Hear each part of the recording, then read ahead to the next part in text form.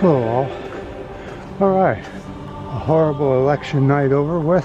Hopefully the Democrats will at least hold the Senate. They may lose the House. We don't know yet. So on that, I wanted to discuss about commenters saying that I keep saying 1.1C or 1.2C is what the present heating of the globe is. And that isn't me that's saying that. That's the science that is saying that. That's the reports that I'm reporting on are saying it is. They have the science and the know-how to know these things, where I don't have any science instruments or ability to tell you exactly what the temperature is of the planet. So what I do is I continuously tell you what the reports are saying and not what I'm saying. See, my own opinion is not worth very much without anything to back it up with. So that's why I keep telling you guys what the latest reports are. And because of COP27, we have a lot of reports coming out right now. So let's go up here and look at another report that came out a day and a half ago, a leaked report. All right, another new report demands a rapid transition to renewables in the U.S. This is a report on the U.S. mainly. The finalized NCA5 assessment is expected to be released in 2023, but a leaked draft has been released as global leaders attend COP27.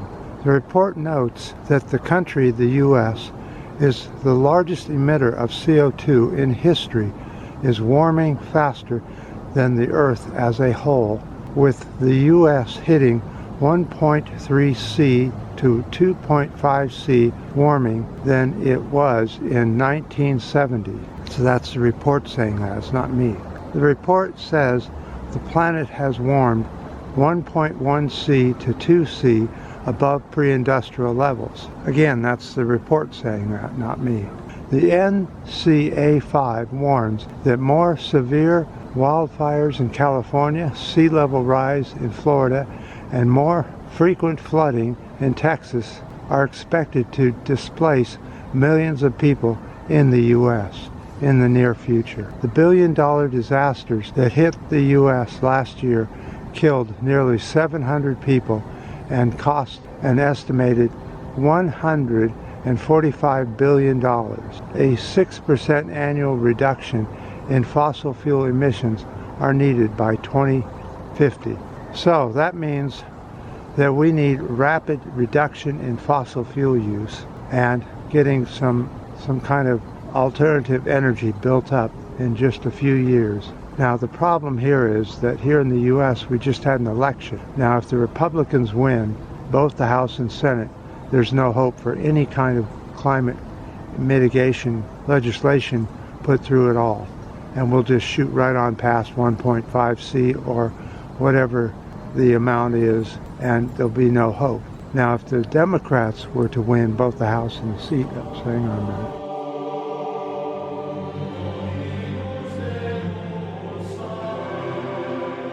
So, as I was saying before we got interrupted, and the planes keep flying over making all this noise, is that it's important that the Democrats win if we're to put any kind of legislation for climate change into any kind of action, because you know the Republicans they don't even believe in climate change yet.